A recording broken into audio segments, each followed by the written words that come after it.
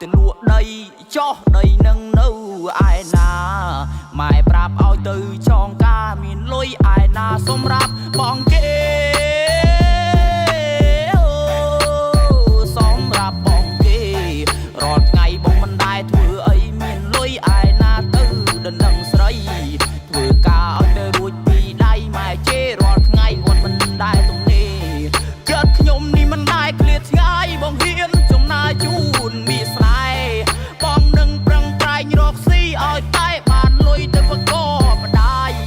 ការងារអីក៏បងធ្វើព្រោះបងមានកម្លាំងខ្លាំងដូចយ៉ាងសាឲ្យតែអូននាងព្រមស្នេហាគួហត់ប៉ុណ្ណាក៏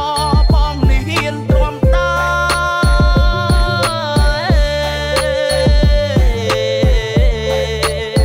បងមានព្រមដែរណាអូនណា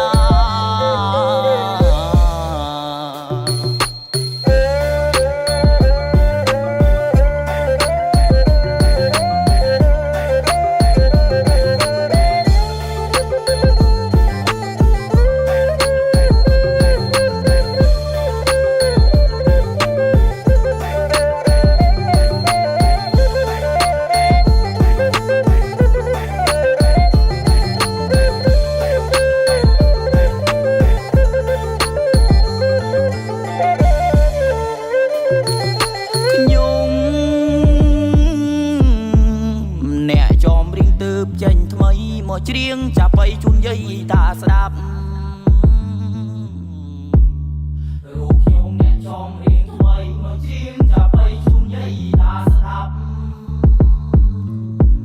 បោះខុសត្រូវអីសុំគុំប្រញាប់នៅស្ដាប់ចៅច្រៀងហើយបំពេច្រៀងរៀបរាប់នេះស្រឡាញ់កូនគេប៉ុន្តែខ្លាចគេមិនព្រមបែតដីតាគួរតែធ្វើយ៉ាងណាទើប